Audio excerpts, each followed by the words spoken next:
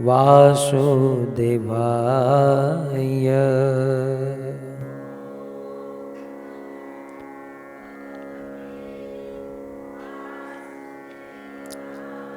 ॐ नमो भगवते वासुदेवाय।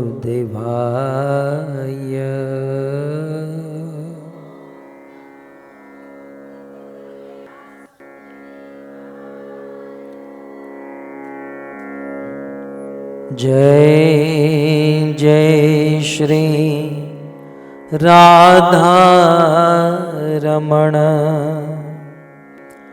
जय जय नवल किशोर, जय गोपी चित चोर प्रभु, जय गोपी चित चोर प्रभु,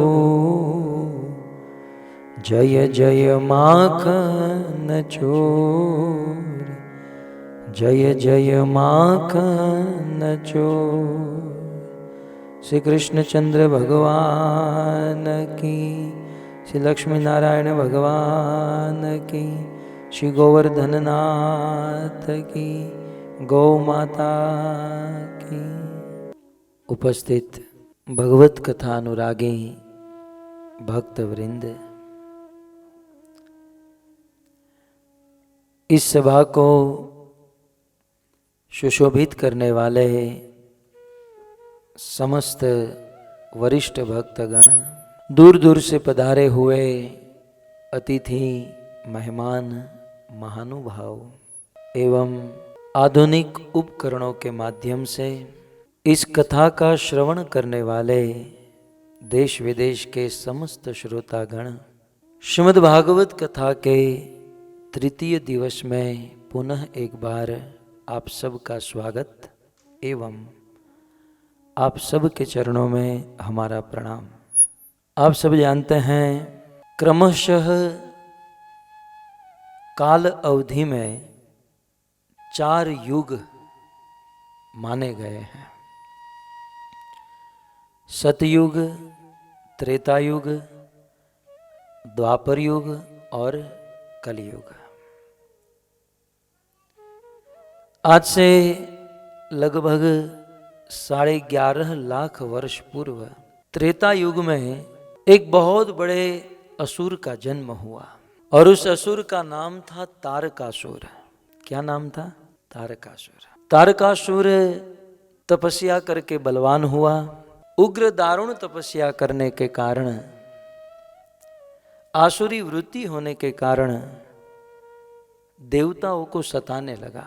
सारे देवता तारकासुर से पीड़ित होने लगे। समस्त देवताओं में ज्येष्ठ वरिष्ठ श्री ब्रह्मा जी हैं। तारकासुर के आतंक से भयभीत होकर समस्त देवता ब्रह्मा के पास गए, निवेदन किया कि आप तारकासुर से हमारी रक्षा कीजिए। ब्रह्मा जी कहते हैं कि तारकासुर को वर्तमान में कोई नहीं मार सकता, क्योंकि वो तपस्या करके बलवान हो चुका है। तारकासुर को मारने के लिए एक ही व्यक्ति समर्थ है और वो है शिव जी के अंश से जन्म लेने वाला कार्तिकेय। शंभु शुक्र संभूत सुत, यही जितहीन सोई। शिव जी के पुत्र के अलावा इसे कोई नहीं मार सकता। लेकिन उन दिनों शिव जी का विवाह ही नहीं हुआ था। शिव जी समाधि में स्थित थे। अब शिव जी का विवाह होगा, विवाह के बाद कार्तिकेय का जन्म होगा और वह कार्तिकेय तारकासुर का वध करेगा, तब जाकर देवता निश्चिंत होकर रह पाएंगे। ब्रह्मा जी ने कहा कि देखो, शिव जी का विवाह में जुड़वा सकता हूं, जुड़ाने का काम कर सकता हूं, लेकिन समाधि तुड़ाने का काम मैं नहीं कर सकता। सारे देवताओं ने कहा कि महाराज ब्रह्मा जी, आप जाइए, शिव जी का विवाह जुड़वाइए, हम समाधि तुड़वाने का काम करते हैं। कुछ लोगों का स्वभाव ही होता है तुड़वाने का। सारे देवताओं ने कामदेव को बुलाया कामदेव को बहुत बहुत बातों में चढ़ाया। देवताओं की बातों में कामदेव आ गए और निवेदन किया कि शिव जी समाधि में बैठे हैं, शिव जी की समाधि को तोड़ो। कामदेव अपनी पूरी सेना को लेकर शिव जी जहां समाधि में बैठे थे कैलाश में आए और कामदेव ने बहुत प्रयास किया कि शिव जी की समाधि खुले, परंतु ये तो बाबा जी परम विरक्त चूड़ामणि शिव जी पूर्ण रूप से समाधि में स्थित थे। अंत में कामदेव को क्रोध आया, कोपेउ जबहि बारीच कर केतु, छन महु मिटे सकल श्रुति सेतु। कामदेव को क्रोध आया और कामदेव ने अनेकों बाण छोड़े। कामदेव का प्रभाव पूरे ब्रह्मांड में व्याप्त हो गया। बड़े दुख के साथ गोस्वामी तुलसीदास जी कहते हैं, ब्रह्मचर्य व्रत संयमनाना, धीरज धर्म ज्ञान विज्ञाना, सदाचार जप जोग विरागा, सभय विवेक कटकुश बुभागा। जैसे ही कामदेव ने अपनी माया को रची, पूरे ब्रह्मांड में कामदेव व्याप्त हुआ। कहते हैं ब्रह्मचर्य व्रत संयमनाना, लोगों के ब्रह्मचर्य व्रत टूटने लगे, लोगों के संयम टूटने लगे। दूसरों की तो क्या बात करे, बड़े बड़े मुनि साधु महात्माओं की समाधि खुलने लगे, सबके मन पिघलने लगे, सबका मन स्त्रियों की तरह स्वाभाविक आकर्षित होने लगा और स्त्रियों का मन पुरुषों की ओर आकर्षित होने लगा, क्योंकि कामदेव अपनी परम चरम सीमा पर पहुंच गया। एक छंद में गोस्वामी जी ने बहुत सुंदर इसका वर्णन किया। भय काम बस जोगी तापस, पावर नहीं को की कहे, देख ही चराचर नारीमय जय, ब्रह्ममय देखत रहे। बड़े बड़े योगी संसार की समस्त वस्तुओं में भगवान का दर्शन करते थे। सिया राममयी सब जग जानी, जगत की सभी वस्तुओं में बड़े बड़े योगी जहां राम और सीता का दर्शन करते थे, काम का इतना प्रभाव कि जगत की सारी वस्तुओं में योगियों को स्त्रियों का दर्शन होने लगा और स्त्रियों को समस्त वस्तुओं में पुरुषों का दर्शन होने लगा।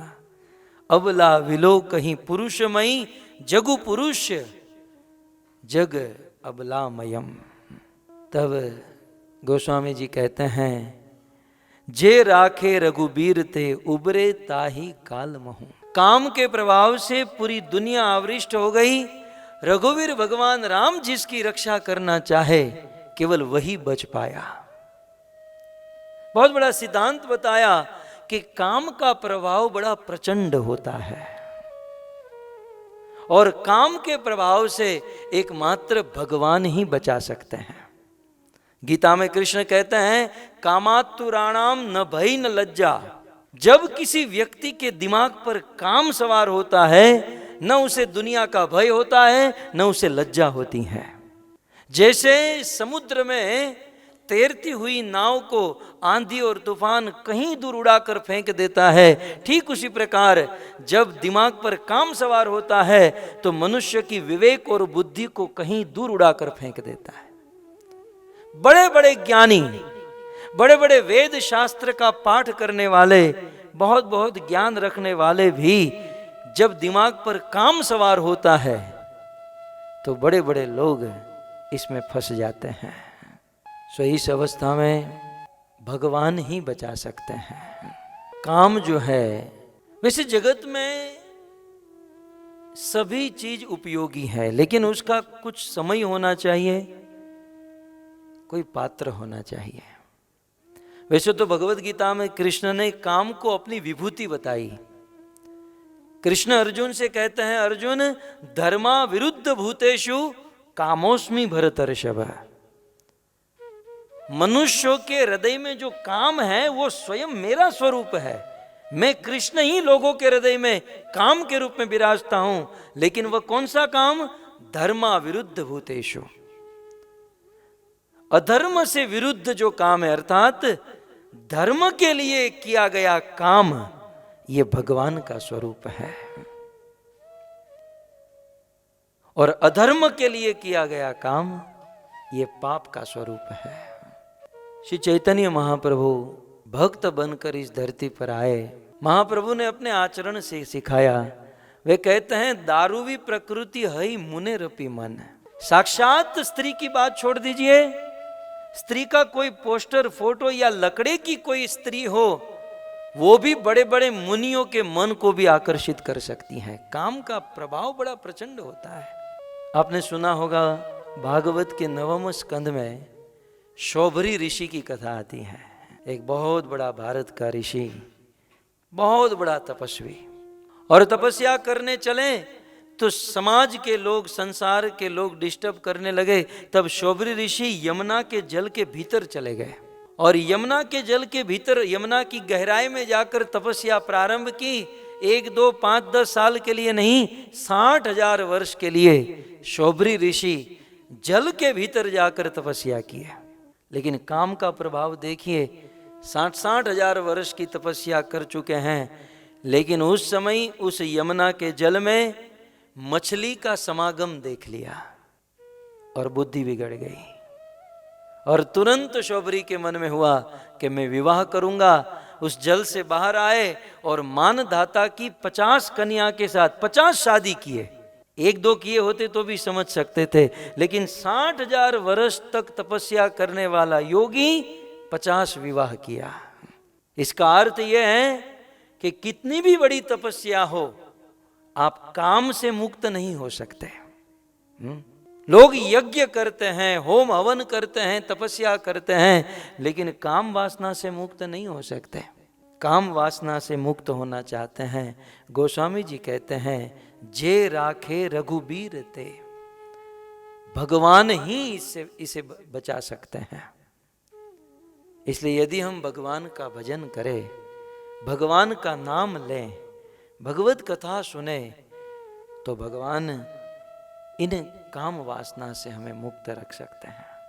एक और भागवत का यह शौभरी ऋषि, 60,000 वर्ष की तपस्या, लेकिन काम से मुक्त नहीं। और कल का इतिहास भक्तों, हमारे भारत का इतिहास, हमारे भारत में बंगाल में एक संत हुए। वैसे उनका जन्म मुसलमान परिवार में हुआ था, परंतु वह कृष्ण के भक्त थे और नाम था हरिदास ठाकुर। और कृष्ण की इतनी सुंदर भक्ति करने लगे, उनको देखकर हजारों लोग कृष्ण भक्त बनने लगे। तो वहां का एक मुसलमान आदमी, वहां का मुसलमान राजा, इस हरिदास ठाकुर की पवित्रता को भंग करने के लिए एक वेश्या, एक नृत्यांगना को भेजा, जिसका नाम था हीराबाई। बोले, हीराबाई तुम हरिदास के पास जाओ और उसकी पवित्रता को भंग करो, तुम्हें जितना धन चाहिए मैं दूंगा। तो उस नृत्यांगना ने कहा कि तुम चिंता मत करो, ये तुम्हारा हरिदास जो है 3 दिन के बाद हरिदास नहीं हीरादास बन जाएगा। वो नृत्यांगना, वो वेश्या हरिदास ठाकुर की कुटिया में गई। हरिदास ठाकुर भगवान का भजन, इनका नियम था, रोज 3 लाख नाम जप करते थे। कितने? 3 लाख। ये जो हरे कृष्ण महामंत्र है ना, ये 3 लाख नाम जप करने में 22 घंटा होता है। तो ये हरिदास ठाकुर 22 घंटे लगातार नाम जप करते, और जो 2 घंटे बचते उसमें खाना पीना, सोना, शौच आदि क्रिया करते। तो ये नृत्यांगना उनकी कुटिया में आई और ये हरिनाम जप कर रहे थे। कहा कि आप मेरी इच्छा पूर्ण करो। हरिदास ठाकुर ने कहा कि मैं आपकी इच्छा पूर्ण करूंगा, लेकिन मेरा संकल्प है कि मैं पहले मेरा नाम जप पूर्ण करता हूं और उसके बाद ही कुछ काम करता हूं। तो मेरा नाम जप पूर्ण हो जाने दो, मैं आपकी सारी इच्छा पूर्ण करूंगा। वो नृत्यांगना वहां पर बैठ गई और हरिदास ठाकुर शुरू किए, हरे कृष्णा कृष्णा कृष्णा हरे हरे राम। महामंत्र की ध्वनि बोलने लगे और धीरे धीरे वह ध्वनि उस नृत्यांगना के कान में गई। 2-5 घंटे हुए, थक गई। बोले आज इसका खत्म नहीं होगा, मैं कल आऊंगी। वो नृत्यांगना सज धज कर दूसरे दिन आई। वही कहा कि आप मेरी इच्छा पूर्ण करो। हरिदास ने कहा मैं तुम्हारी इच्छा पूर्ण करूंगा, लेकिन मेरा नाम जब कंप्लीट हो जाने था तब तक आप मेरी राह देखो। वह बैठी, फिर से इन्होंने शुरू किया हरे कृष्णा हरे कृष्णा। तो कल 5 घंटे बैठी थी, आज 10 घंटे बैठी, लेकिन इसका नाम जब कंप्लीट नहीं हुआ, थक गई। बोले कल आऊंगी, कल तो कैसे भी करके इसकी पवित्रता भंग करूंगी। तीसरे दिन आई, बोले मेरी इच्छा स्वामी जी पूर्ण करो। बोले सारी इच्छा पूर्ण करूंगा, लेकिन मेरा ही कंप्लीट हो जाने दो। वह आई, नृत्यांगना बैठी और इनका महामंत्र शुरू हुआ। शुरू होते होते होते 22 घंटे जब बीते और हरिदास ठाकुर की जब आंखें खुली, तो जो हीराबाई वेश्या नृत्यांगना हरिदास ठाकुर की पवित्रता भंग करने आई थी, 22 घंटे के बाद आंख खोलकर देखा तो वह हरिदास के चरणों में बैठी थी। दोनों हाथ जोड़कर क्षमा मांग रही थी कि महाराज मुझे क्षमा कर दीजिए, मैं तो अनर्थ करने आई थी, लेकिन आपके मुख से यह पवित्र ध्वनि सुनकर मेरा हृदय शुद्ध हो गया। मैंने जीवन में बहुत पाप किए हैं, बहुत पाप किए हैं। मैं नरक में से मैं जाना बचना चाहती हूँ। हरिदास ठाकुर ने ये हरिनाम जप माला दे दी। बोले इस महामंत्र का जाप करो, तुम पवित्र हो जाओगे। कहने का अर्थ यह है कि काम जो है धर्म से विरुद्ध काम जो है, ये पाप का स्वरूप है। और इस पाप स्वरूप धर्म विरुद्ध काम से बचने के लिए एक ही रास्ता है, और वो है भगवान का नाम, भगवान का भजन। भगवान राम और कृष्ण ही, भगवान की भक्ति ही इस धर्म से विरुद्ध काम से बचा सकती हैं। अन्यथा कितनी भी बड़ी तपस्या हो, कितना भी बड़ा यज्ञ हो, कोई भी साधन क्यों न हो, इस काम वासना से कोई नहीं बचा सकता। बड़े बड़े लोग इसमें फंसे हुए हैं। सहस्त्र बाहु 10 वदन आद नीतो, बचे न काल बलिते। कोई नहीं बचा इससे। सो इस प्रकार कामदेव पूरे संसार में व्याप्त हो गया। मैं अक्सर एक कथा सुनाता हूँ हमारे पुराणों की, कि एक बार व्यास मुनि शास्त्र बोलते थे, और आप सब जानते हैं गणेश जी शास्त्र को लिखते थे। लेकिन व्यास जी समाधि में बैठकर ये महाभारत, ये भागवत, ये सब पुराण बोलते थे, और गणेश जी लिखते थे, और बीच में जैमिनी ऋषि उनका एडिटिंग करते थे। ये 3 लोगों का काम था। तो बहुत सारे ग्रंथ लिखते एक ऐसा श्लोक आया जिसमें व्यास मुनि ने कहा कि एकांत में किसी पर पुरुष को किसी स्त्री का समागम नहीं करना चाहिए। इवन एकांत में कोई ऋषि भी क्यों न हो, उसे अपनी माता के साथ भी नहीं बैठना चाहिए। तब जैमिनी ऋषि ने कहा कि देखो महाराज, ये दुनिया वालों के लिए ठीक है, लेकिन हम ऋषियों के लिए आप ऐसी बात लिखा रहे हैं, ये मुझे ठीक नहीं लग रहा है। तो व्यास मुनि बड़े बुद्धिमान, किस व्यक्ति को कब कैसे समझाना वे जानते थे। बोले ठीक है, काम करो, वैसे भी संध्या का समय हो चुका है, इसे पेंडिंग रखते हैं, कल सुबह इसे फिर से लिखना प्रारंभ करेंगे, फ्रेश मूड में जो भी अच्छा विचार आएगा लिखेंगे। बोले ठीक है। गणेश जी अपने घर पर, व्यास मुनि अपने घर पर, जैमिनी ऋषि अपने घर पर घर पर जाकर सोए, और रात को 12 बजे किसी ने जैमिनी ऋषि का दरवाजा खटखटाया। दरवाजा खोला तो असमय में वर्षा, बारिश हो रही थी, और एक स्त्री जिसके वस्त्र भीगे हुए थे और निवेदन कर रही थी कि मैं किसी और गांव में जा रही थी, अचानक वर्षा हुई, आप मुझे एक रात के लिए स्थान दे दीजिए। जैमिनी ऋषि ने कहा मैं ऋषि साधु हूं, मैं किसी को स्थान नहीं देता। बोले साधु हो इसलिए तो आपके पास आई, क्योंकि आपके हृदय में करुणा दया है। जब बहुत उस स्त्री ने कहा तो जैमिनी ऋषि कहते हैं आप एक काम करो, आप अंदर रहो, मैं बाहर छत के नीचे सो जाता हूं, और देखो अंदर से दरवाजा बंद कर देना, और मैं भी कहूं तो खोलना मत। ठीक है। स्त्री अंदर चली गई, जैमिनी जी बाहर सोए, स्त्री अंदर सोई।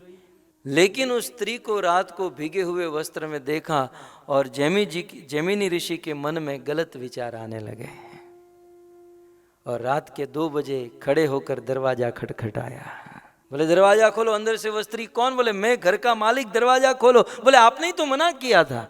बोले अब मैं कह रहा हूं खोलो। बोले मैं नहीं खोलूंगी, खोलो नहीं खोलूंगी। जब उस स्त्री ने नहीं खोला तो जैमिनी ऋषि उस घर के कुटिया के छत पर चढ़ गए और छप्पर फाड़कर घर पर घुस गए और निवेदन किया कि मैं आपसे इसी समय विवाह करना चाहता हूं। उस स्त्री ने कहा कि मेरा भी सौभाग्य होगा आप जैसे ऋषि से विवाह करना, लेकिन हमारे कुल में परंपरा है कि स्त्री का विवाह तब होता है जब वो किसी घोड़े के ऊपर बैठकर घर की 7 परिक्रमा लगाए। जैमिनी ने कहा रात को 2 बजे घोड़ा कहां लेने जाऊंगा? बोले नहीं ला सकते तो कोई बात नहीं, आप घोड़ा बन जाइए, आप घोड़ा बन जाइए, मैं आपके ऊपर बैठ जाती हूं, घर की 7 परिक्रमा लगा दीजिए, शादी हो जाएगी। जैमिनी ने सोचा कि रात को 2 बजे कौन देखने वाला।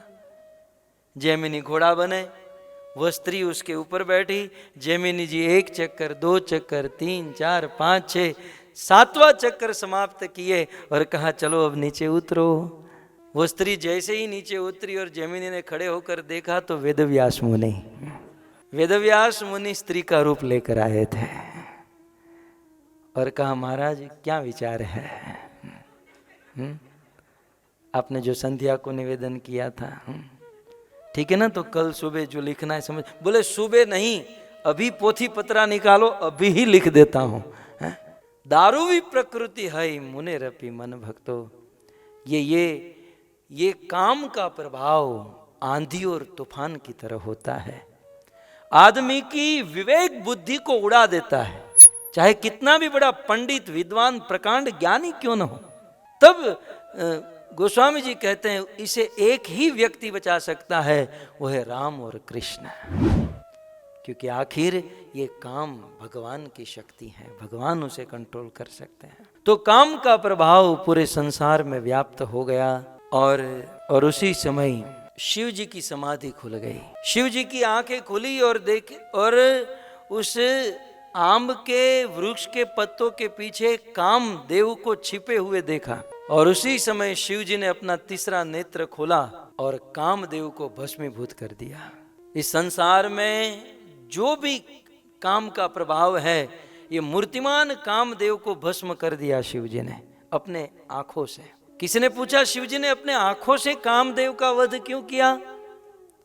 याद रहे ये काम का प्रवेश आंखों से होता है, ये आंख से बुद्धि में जाता है काम, फिर बुद्धि से मन में जाता है और फिर मन से हृदय में उतर जाता है और फिर हृदय से इंद्रियों में जाता है। शिव जी ने यह सिखाया कि अपने त्रिनेत्र से, नेत्र से काम को जलकर भस्म कर दो, अर्थात अपने आंखों के आगे काम को जाने मत दो, अपनी आंखों से ही काम को जला दो। तो तीसरा नेत्र खोलकर काम को भस्मीभूत किया और कहते हैं जोगी अकंटक भय। जितने भी योगी थे उनको शांति मिली और संसार में जो आसक्त थे वो बेचैन होने लगे। कामदेव की पत्नी रति शिव जी के पास आई, दोनों हाथ जोड़कर निवेदन करने लगी, प्रार्थना करने लगी, लेकिन शिव जी का प्रचंड क्रोध था। कामदेव की करतूत को देखकर शिव जी परम क्रोधित हो चुके थे। कामदेव की पत्नी रति ने शिव जी की उपासना प्रारंभ की। आप जानते हैं शिव जी ने कामदेव को किस दिन मारा? वसंत पंचमी के दिन शिव जी ने कामदेव का वध किया और अपने पति कामदेव को जीवित करने के लिए उनकी पत्नी रति ने वसंत पंचमी से शिव जी को प्रसन्न करना प्रारंभ किया, वो तपस्या प्रारंभ की। लगातार 40 दिन तक कामदेव की पत्नी रति ने शिव जी की तपस्या की और 40वें दिन शिव प्रसन्न हुए और प्रसन्न होकर उसे निवेदन किए। और ये 40वां दिन कौन सा? वसंत पंचमी से 40वां दिन और कोई नहीं, ये होली का दिन है। होली के दिन की महिमा मैं आपको बता रहा हूं। होली के दिन देवादिदेव महादेव ने रति के ऊपर प्रसन्न हुए और कहा कि तुम्हारी तपस्या से मैं प्रसन्न हूं और मैं काम को जीवित कर रहा हूं। काम का शरीर तो नष्ट मैंने कर दिया, आज के बाद ये काम बिना शरीर के ही लोगों के हृदय में व्याप्त होगा। और जब भगवान कृष्ण द्वापर में अवतार लेंगे तब उनके पुत्र के रूप में इस काम का जन्म होगा। तो कहने का अर्थ यह है, होली के दिन की यह महिमा है कि भगवान रति के ऊपर प्रसन्न हुए शिव जी और कामदेव को उन्होंने प्रकट किया था। सो होली से हमें प्रार्थना करनी चाहिए कि होली की अग्नि में हमारे हृदय में जो काम है वो जलकर भस्म हो जाए। कई बार क्या होता है ना, हृदय में जो कामना उत्पन्न होती हैं तो कुछ लोग सोचते हैं कि इसे पूरा कर देते हैं ताकि ये कामना समाप्त हो जाएगी। ऐसा नहीं होता। हमारे हृदय की कामना जो है वो अग्नि के समान है और कामना को पूर्ण करना ये अग्नि में घी की आहुति के समान है। कोई आग जल रही हो और उस आग में आप घी की आहुति डालो तो क्या आग शांत होगी? हो सकता है कि वह आग कुछ देर के लिए शांत हो जाए, लेकिन फिर वह 10 गुना और बढ़ेगी। ठीक उसी प्रकार हृदय में जो कामना है उसे पूर्ण करने से कामनाएं बढ़ती जाती हैं। कामना कभी समाप्त नहीं होती। तो होली के दिन भगवान से मांगना चाहे कि इस होली की अग्नि में हमारा जो धर्म से विरुद्ध काम का जो प्रभाव है, जो विचार है, ये जलकर समाप्त हो जाए। सो इस प्रकार होली के पीछे यह भी एक रहस्य है जो कथा रामायण में, भागवत में और शिव पुराण में बताई गई है।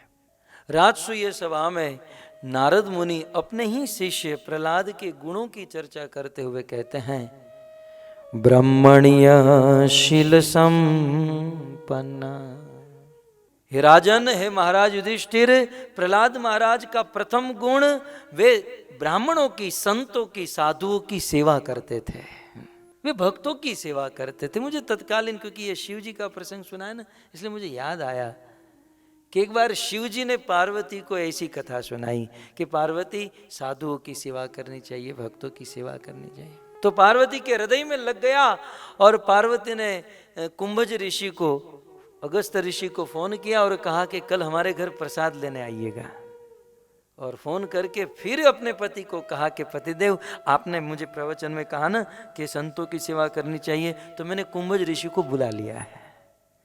शिव जी ने कहा, इतनी बड़ी दुनिया में और कोई साधु नहीं दिखाई दिया और कोई डिवोटी नहीं मिला, ये कुंभज ही मिला।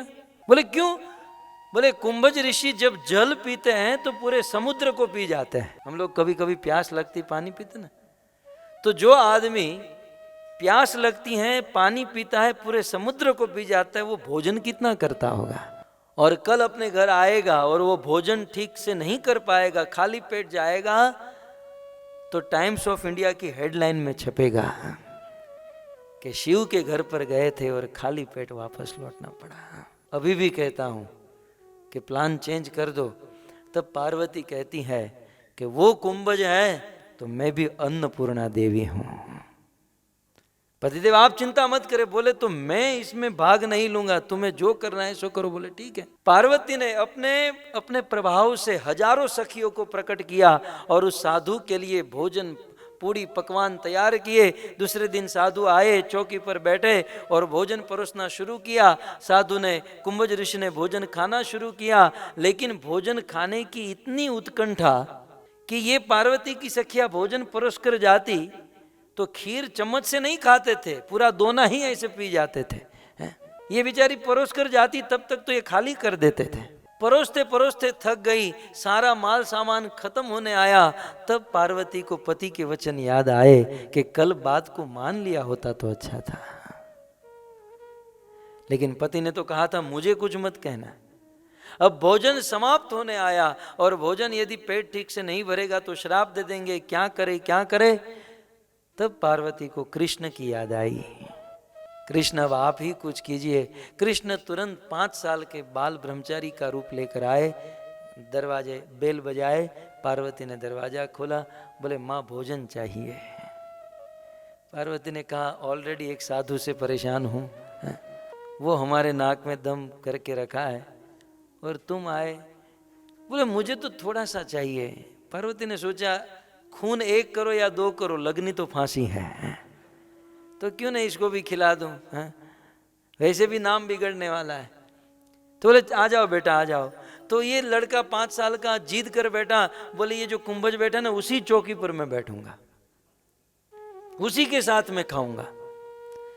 कुंभज मुंह बिगाड़ रहे हैं, बोले कौन डिस्टर्ब करने आ गया, ठीक है बिठा दो इसे। तो भोजन परोसा, 1-2 रोटी खाकर भगवान ने कहा कि अब पानी लाओ। कुंभज मुंह देखने लगे, बोले बस हो गया। बोले हम आपकी तरफ पेटू थोड़ी न है।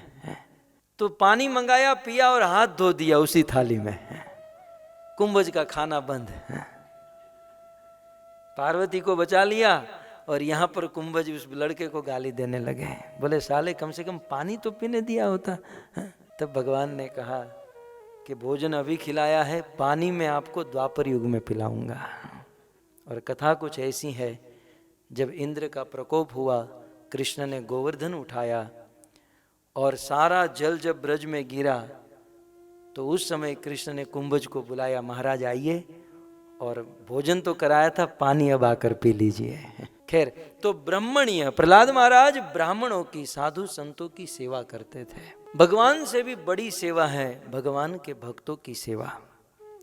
ऐसा कहते हैं वांछा कल्पतरुभ्यश्च, भक्त की सेवा जो है सभी वांछा सभी इच्छा को पूर्ण करने वाली है। इसलिए पूर्ण शक्ति लगाकर साधु संतों की सेवा प्रहलाद महाराज से सीखे। आगे दूसरा गुण कहते हैं शील संपन्न। प्रहलाद महाराज शील संपन्न। प्रहलाद महाराज का बहुत सुंदर स्वभाव था, सौम्य स्वभाव था, सुशील स्वभाव था, सत्य संधो। प्रहलाद महाराज अपने जीवन में कभी झूठ नहीं बोलते थे, सत्य संधो। भागवत में उद्धव जी ने प्रश्न पूछा कि हे कृष्ण, इस दुनिया में सबसे बड़ा वीर कौन है? जो बहुत जिम में जाकर गोले बोले बना लेता है वो वीर है?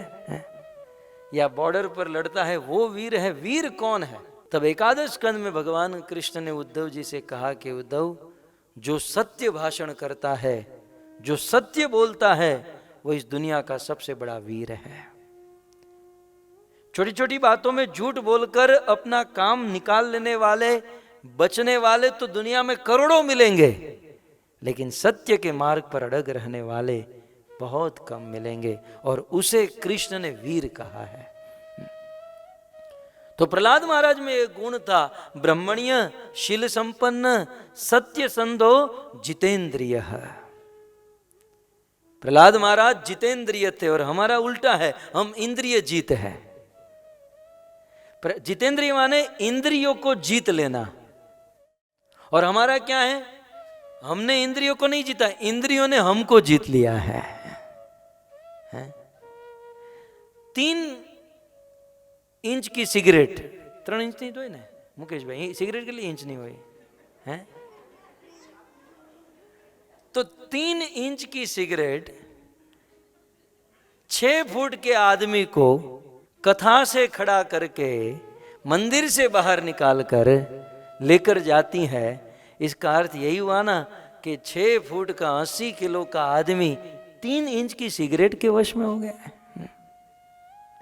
इसे कहते हैं इंद्रिय जीत, इंद्रियों के द्वारा जीता गया है। इंद्रिय जीत आदमी कभी सुखी नहीं हो सकता। जो जितेंद्रिय है, जो जितनी मात्रा में अपनी इंद्रियों को जीता हुआ है, वह आदमी सुख और शांति को प्राप्त हो सकता है।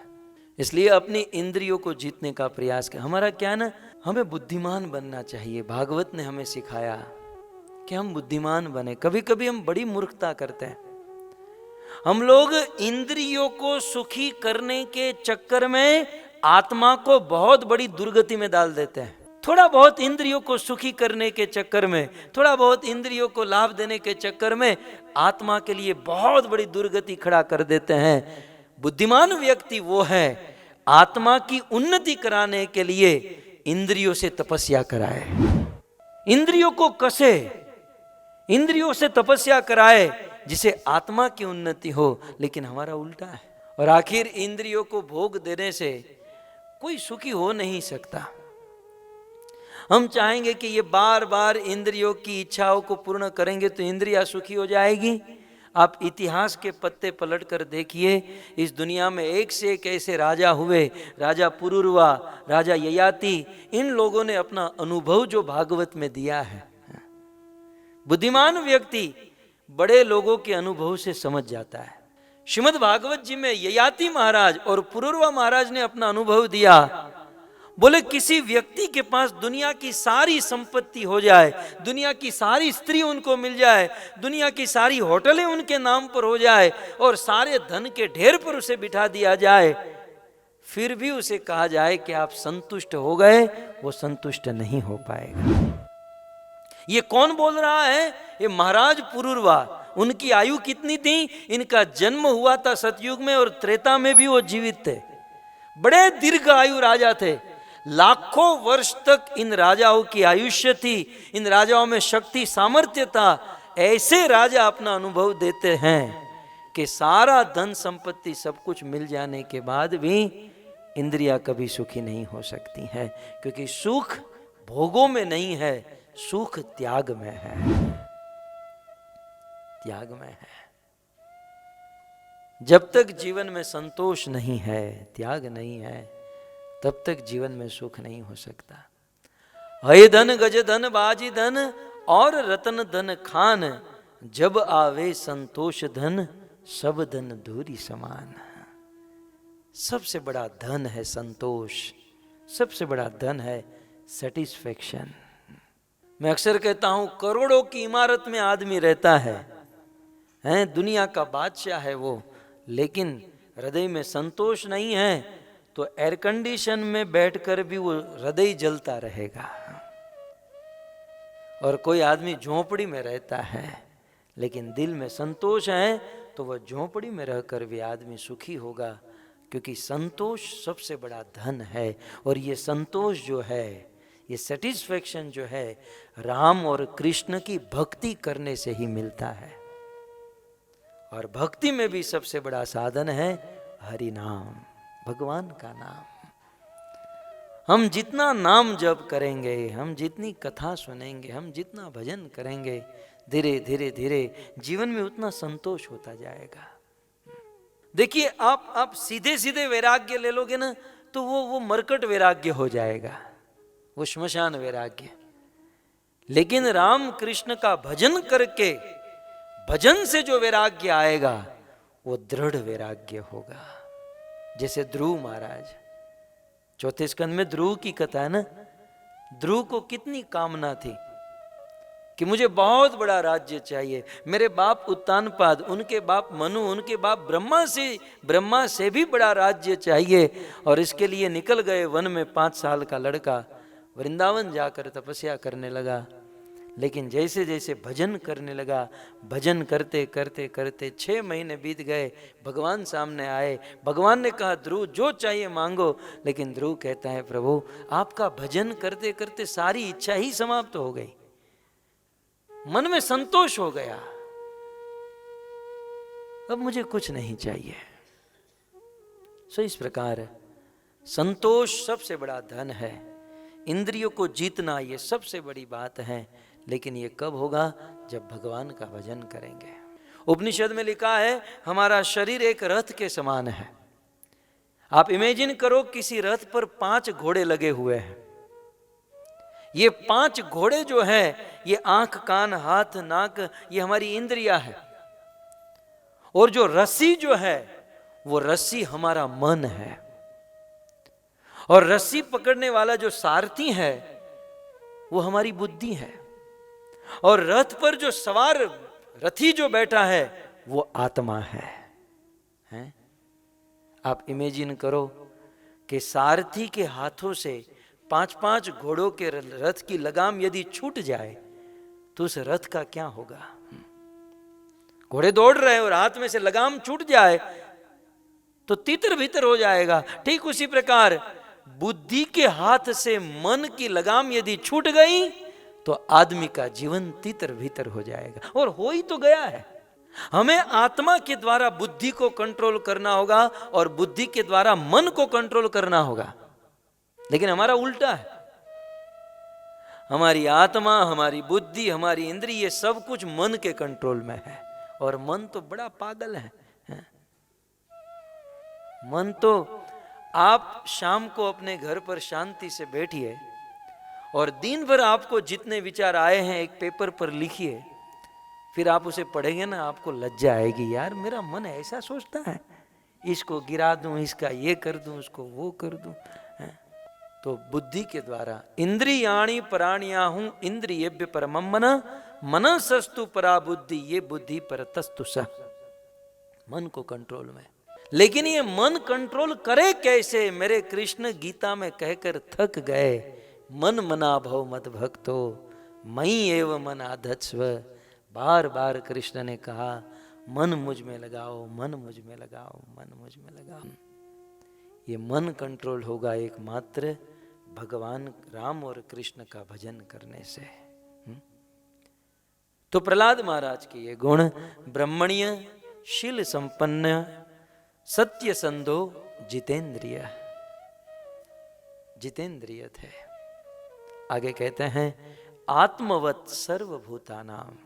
प्रहलाद महाराज सभी जीवों को आत्मवत, अपने जैसा ही देखते थे, और हम लोग सभी जीवों को अपने से बिल्कुल नीच समझते हैं, मैं ही बेटर हूं, मैं ही सबसे महान हूं।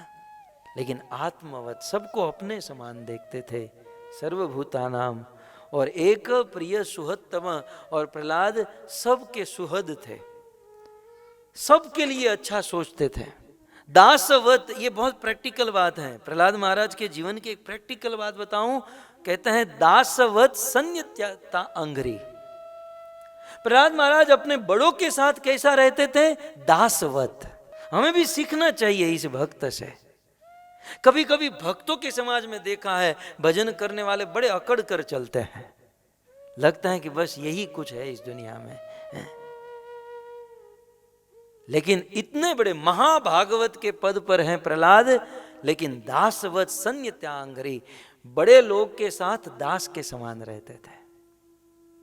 उनके चरणों को छूना, उनके चरणों में बैठना।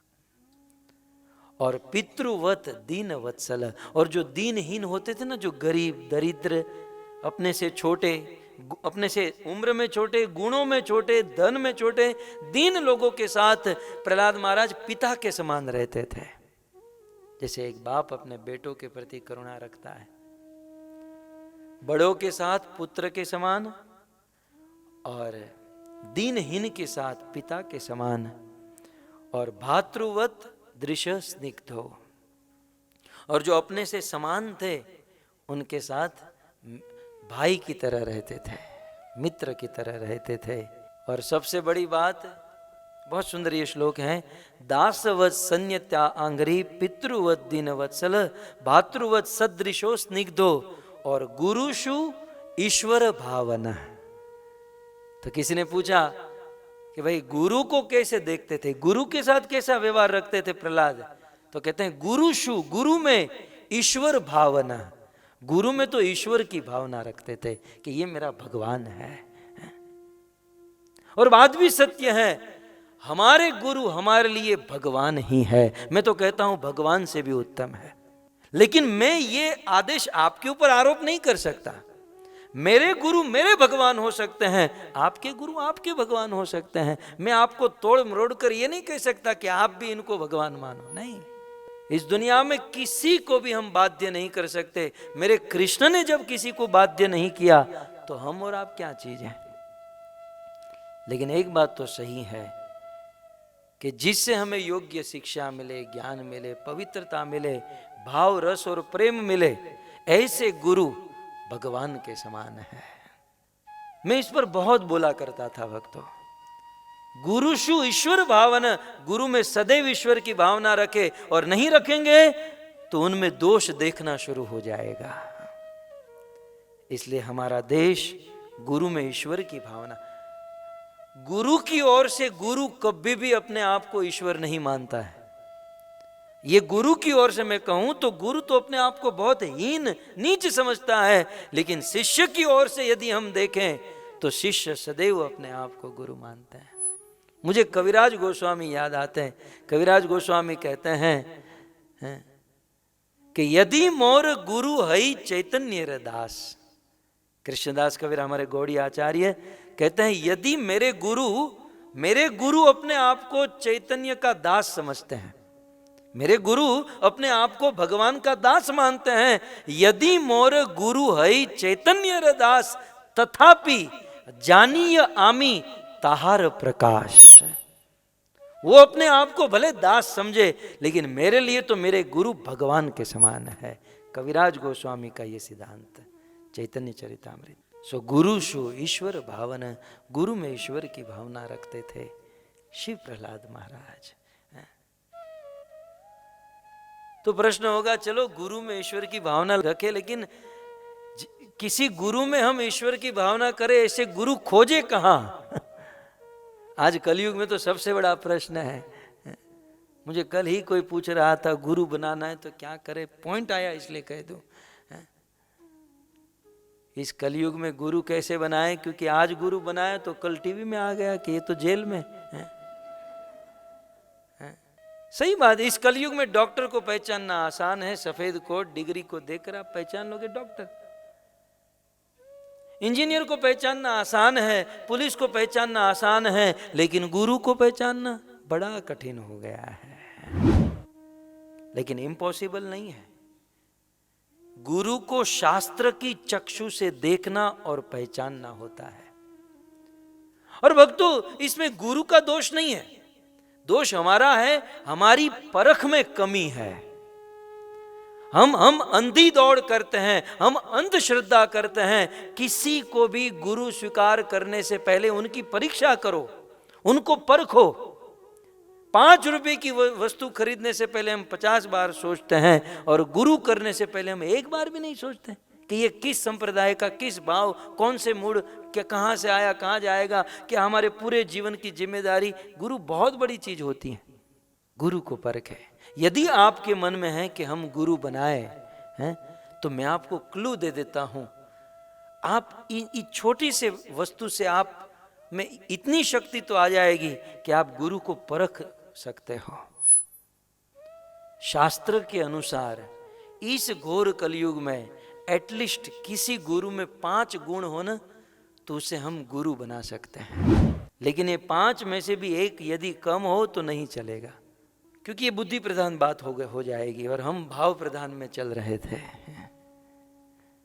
और मैं प्रमाण के साथ, शास्त्र गीता, भागवत और रामायण के बाहर की कोई बात यहां से नहीं होगी।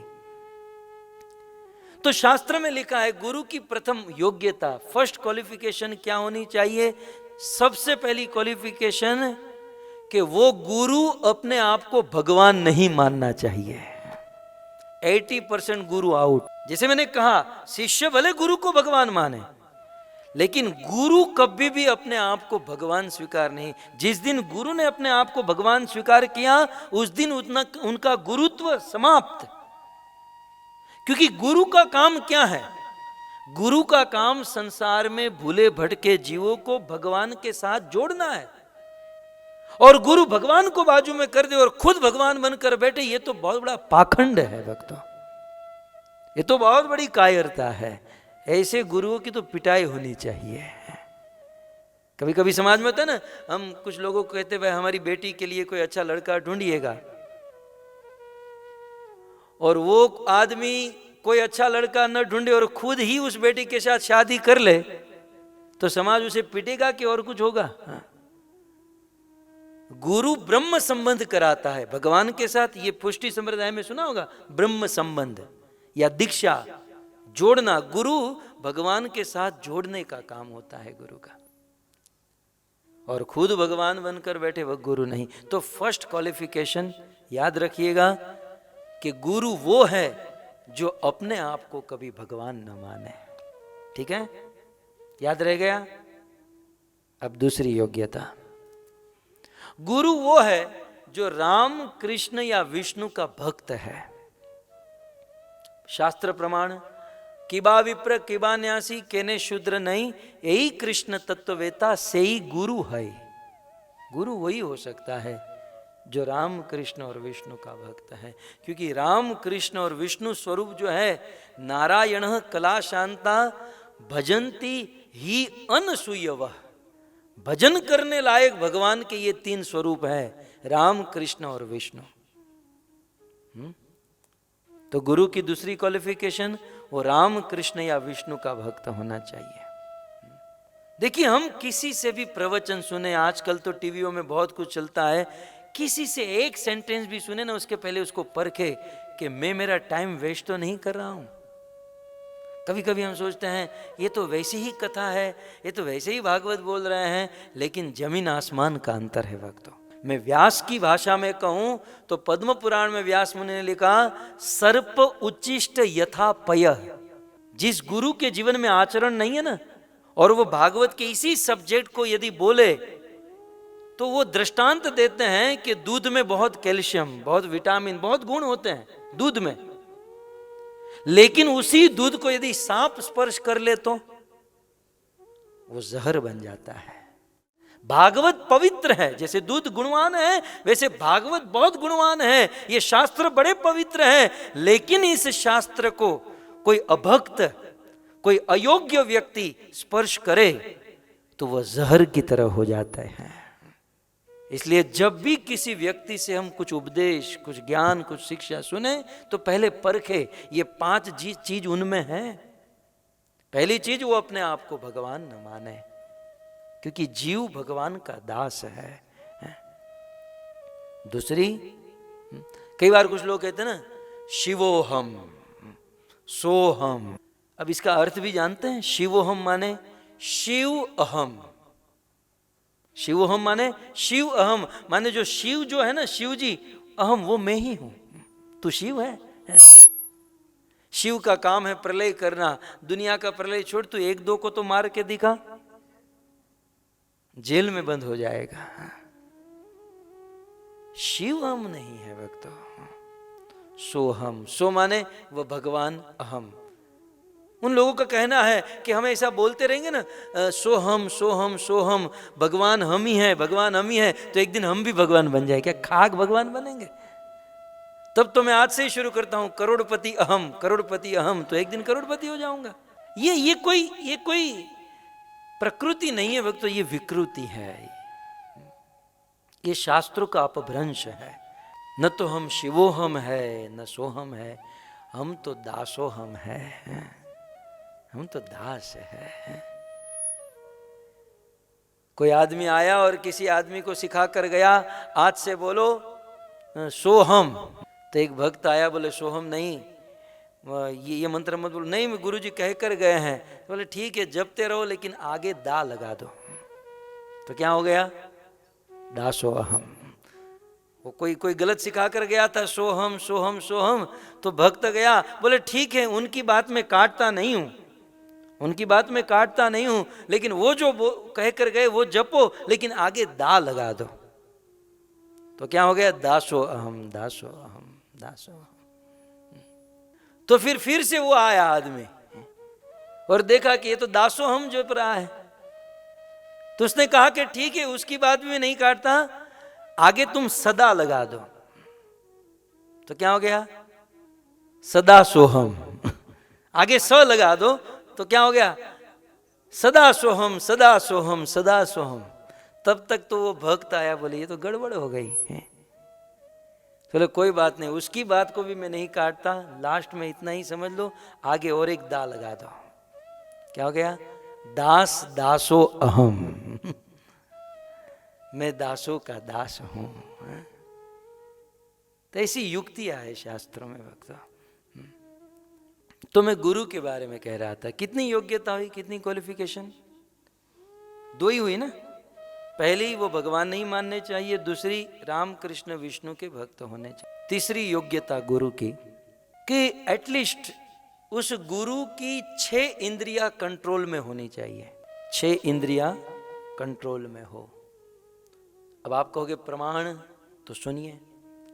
वाचो वेगम मनस क्रोध वेगम जिह्वाद वेगम उदरोपस्थ वेगम एतान वेगान यो विषहेत धीर सर्वात्मीपाम पृथ्वीम सशिष्यात्। वही गुरु इस पृथ्वी पर शिष्य बनाने के लिए योग्य है जिसकी 6 इंद्रियां कंट्रोल में है। वाणी, मन, क्रोध, जिह्वा, उदर और उपस्थ। 6 इंद्रियां जिसकी। अब जिसकी वाणी कंट्रोल में नहीं, जो कुछ ना कुछ बकते रहता है, वो गुरु नहीं है। जिसका क्रोध कंट्रोल में नहीं, जो बात बात में क्रोध। कुछ लोग तो अपने गुरु की भी प्रशंसा कैसे करते हैं, हम हमारे गुरु के पास जाते हैं ना तो वो हम पर क्रोध करते हैं, हमको बाल्टी उठा के मारते हैं, हम समझते हैं हमको आशीर्वाद मिला। वो खाक आशीर्वाद है वो।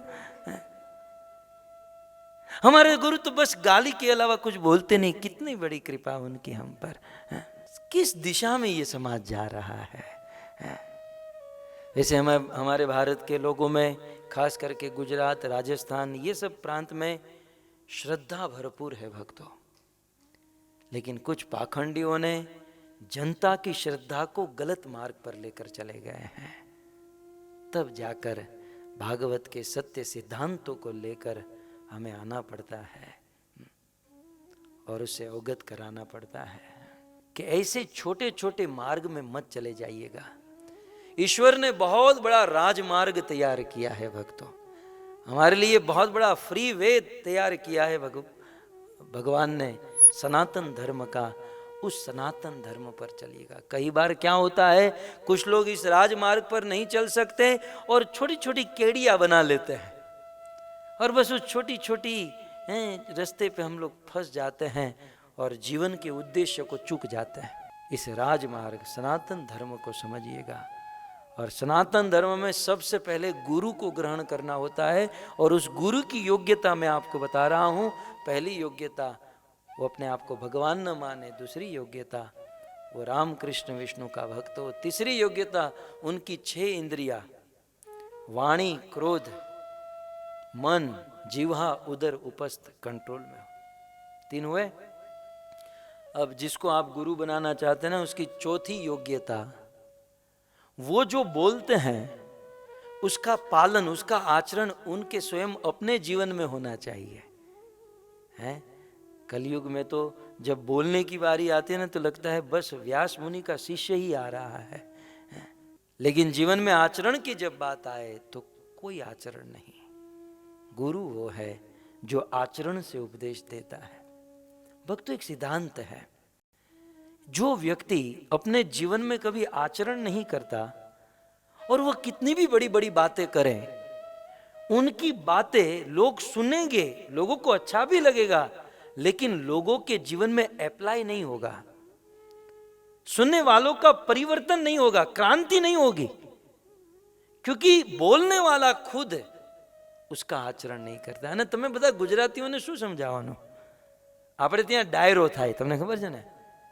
આપણે ત્યાં ગામડા ગામમાં આમ લગભગ દર રાતે ડાયરાનો પ્રોગ્રામ હોય અને એ ડાયરામાં ધૂન, સંતવાણી, એકથી એક નરસિંહના ભજન, સુરદાસના ભજનો આપણે ત્યાં ગાય અને આખી રાત હજારો માણસો એ ડાયરો સાંભળે અને ભજનમાં માથું ધૂણાવે, વાહ વાહ વાહ।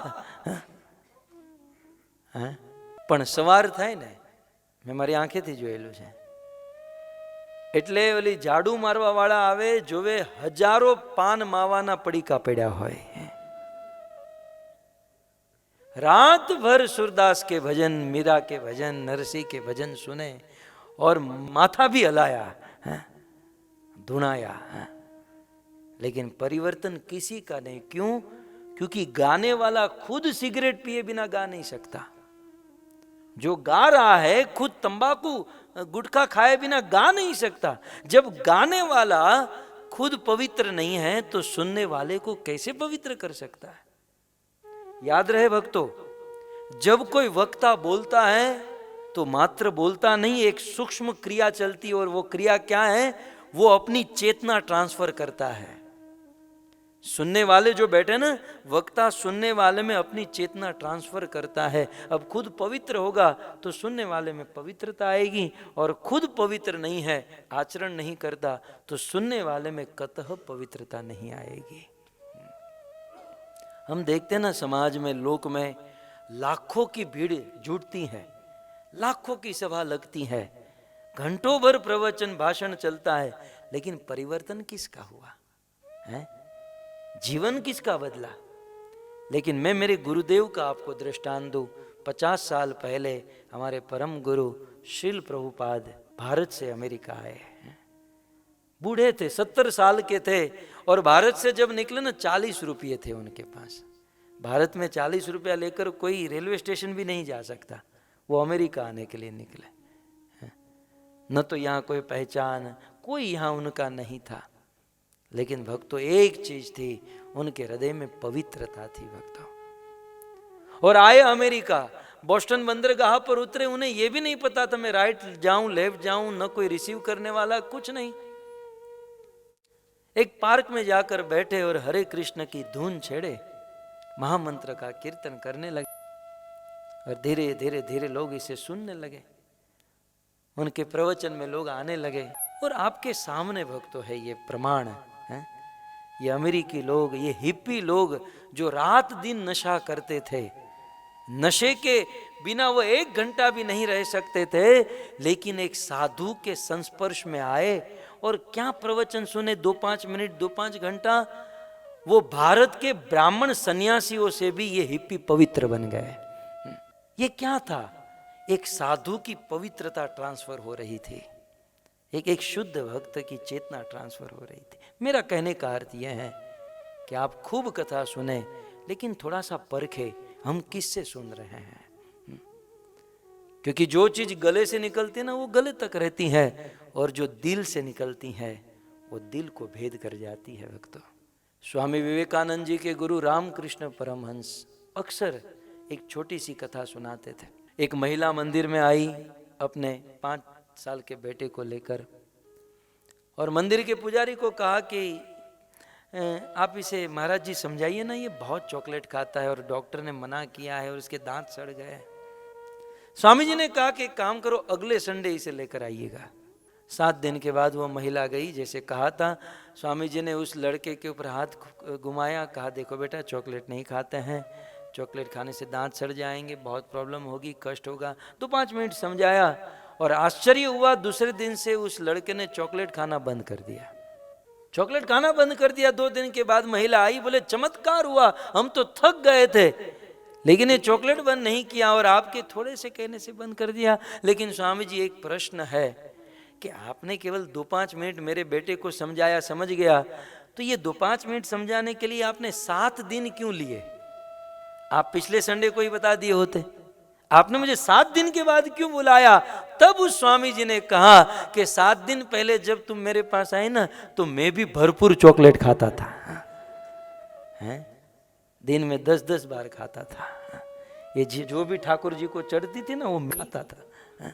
और मैं जब तक चॉकलेट खाऊं और दूसरों को उपदेश दूं कि आप मत खाओ, वो कैसे जीवन में परिवर्तन कर सकता है?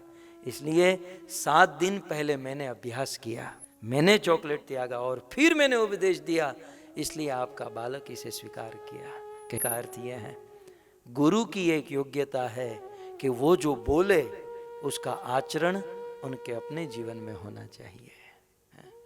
नहीं तो चक्की के ऊपर कुछ और बात, चौकी के ऊपर कुछ और।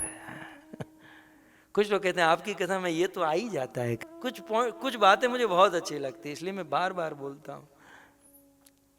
एक ऐसे ही कोई एक स्वामी जी थे, और गुरु जी थे, गांव के गुरु प्रवचन करते थे, पूरा गांव एकत्रित हो जाता था। गांव वाले देखते गुरु जी प्रवचन बढ़िया करते हैं, सब लोग आते हैं, गुरु जी की पत्नी क्यों नहीं आती? हम लगभग એવું જોઈએ मन मारी आमे मारी तो आई से आज मैं राह देख रहा था कब आए तब मैं एग्जाम्पल दूं। तो कुछ महिलाएं गुरु जी के घर पर गई और कहा कि देखो, अब गुरु की पत्नी तो गुरु माँ होती है ना, बोले माँ हमारे गुरु जी प्रवचन करते हैं और आप नहीं आती, आप आओगी तो हमारा उत्साह बढ़ेगा।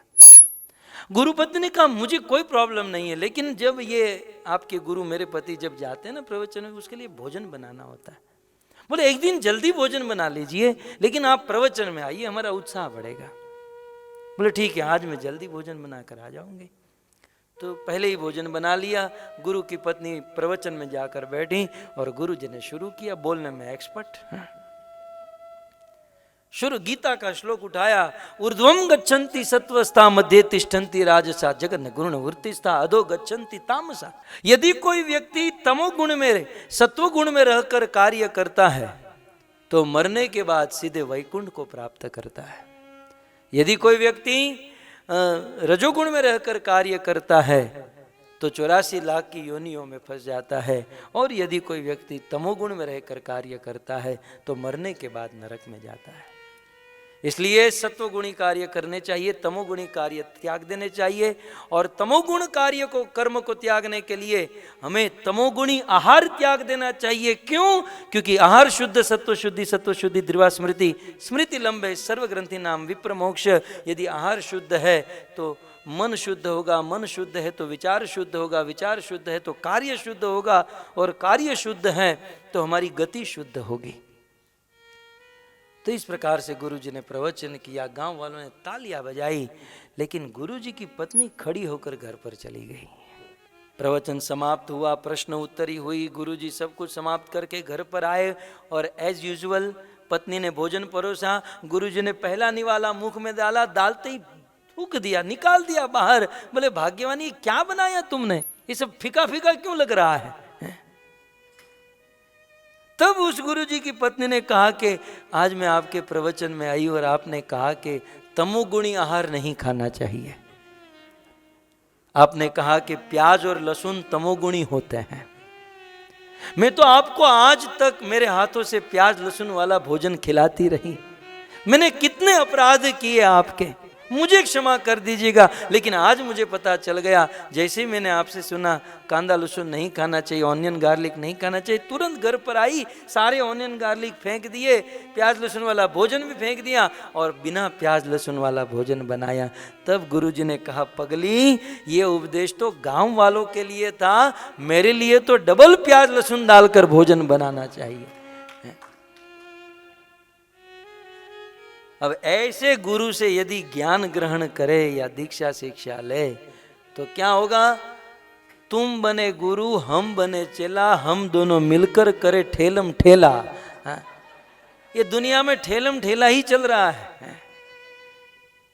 गुरु जी अपनी जेब भर रहे हैं, शिष्यों को छूट दे रहे हैं कि जो खाना है खाओ, जो पीना है पियो, लेकिन डोनेशन समय से पहुंचा दीजिएगा। हमारी दुकान ठीक से चलनी चाहिए। यह है गुरु।